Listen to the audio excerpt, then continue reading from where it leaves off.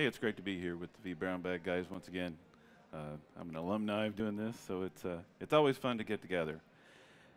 What I'm going to be talking about today is a new disaster recovery approach that I like to call Protect Then Plan. And my name's Shannon Snowden. I'm a senior and technical marketing architect with Zerto, and that's the reason why I think about things like DR and planning all the time, because that's the industry that we're in. My blog is virtualizationinformation.com, and then my Twitter is, of course, Shannon Snowden, so it's very simple to reach out and talk. I love talking about this stuff. So let's start with the concept of you need disaster recovery.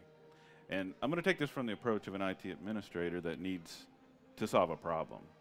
And what normally happens in the DR creation process of the plan is this starts happening. You start having some meetings, and then there's some more meetings going on.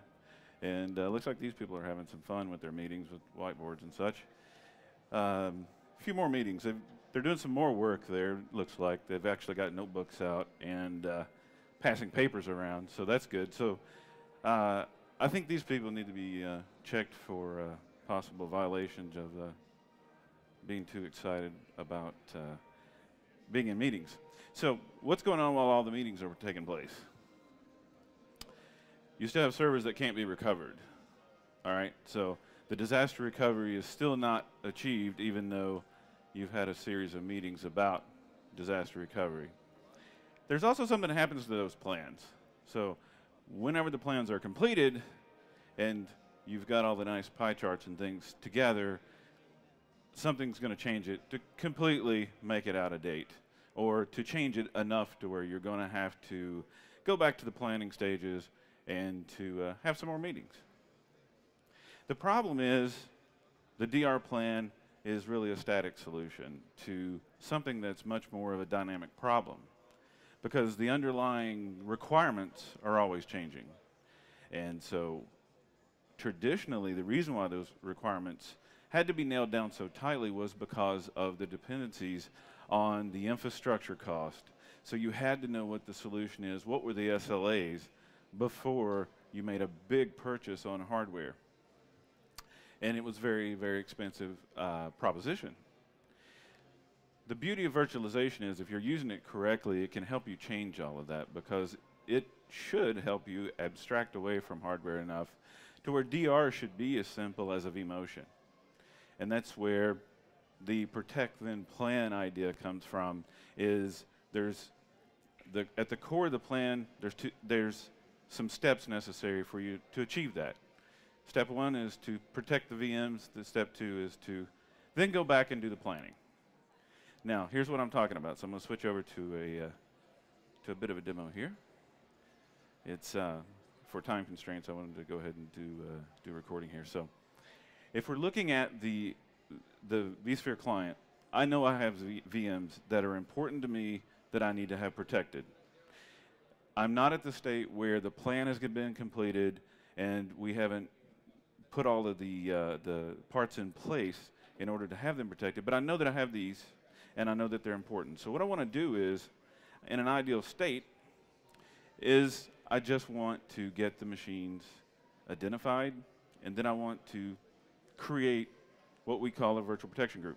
So we're just going to group together some VMs that are important to us that we need to get disaster recovery for. And so I'm going to go for my source site. I'm just picking out the recovery site, and then I know there's a certain set of VMs that are important to me. I don't have all the details. I don't know exactly how I'm going to have them booting. I don't know how maybe all of the VMs that need to be together. I don't know that information. But what I do know is no one gets fired for having to restart a service or reboot a server that's being protected, but maybe not in the absolute correct order. So what I'm doing is I'm just picking out the target locations, data store, and the networks I want them on, and then I'm just going to pick the VMs that I want in this protection group. So I'm going to go through, I'm going to pick out the ones that I know of that are in some sort of affinity grouping.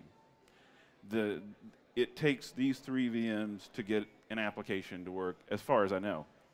There may be others that come up later in the process as the planning is completed that we've identified that need to be there. But so far, I know there's 3. I need to make sure that the boot order is a certain way, because I happen to know enough about this that if one of the servers is not booting after a couple of the servers, then the services don't start. Maybe I have to reboot the machine, but oops, I know this much about it. So I'm going to put a little bit of delay. I'm going to move a server down there to the affinity group to make sure it boots afterwards. And then what I'm doing here is I'm just, as an IT person, getting them protected.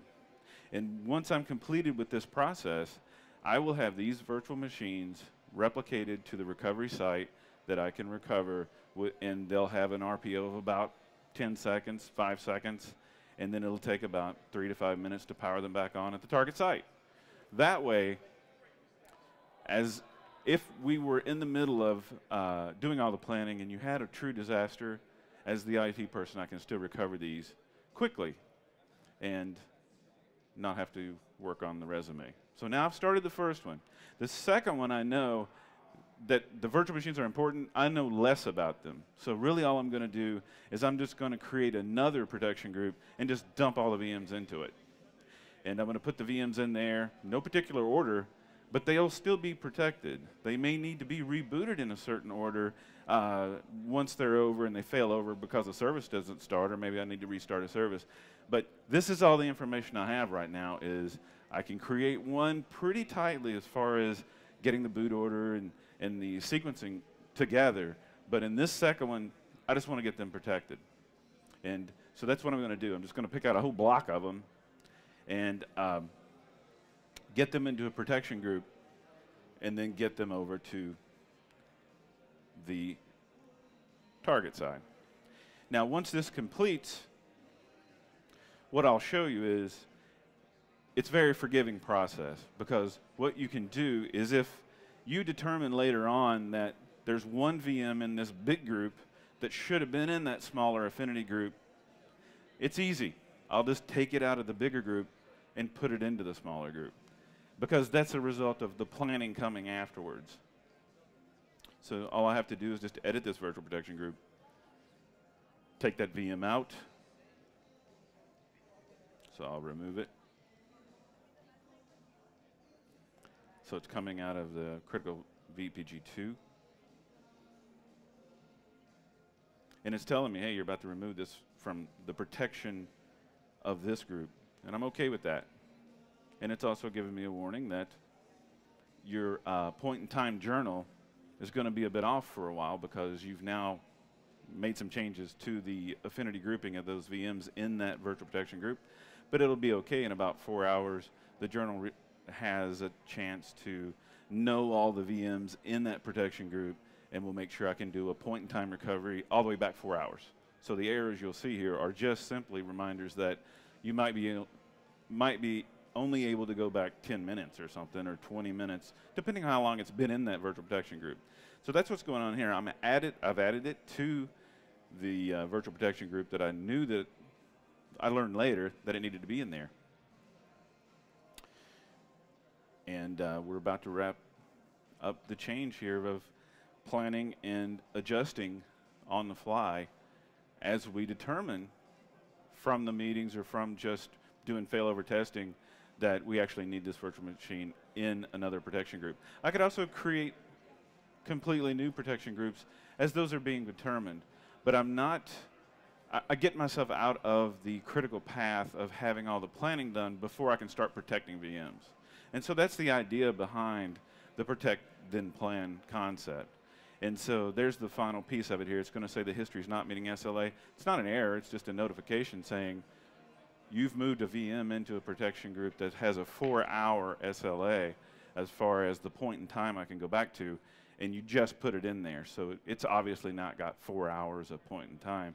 And in 3 hours and 59 minutes, it'll be a green light on this one. So that's really all the idea of Protect and Plan was. So I always appreciate being here at the vBrownbag, and thank you guys.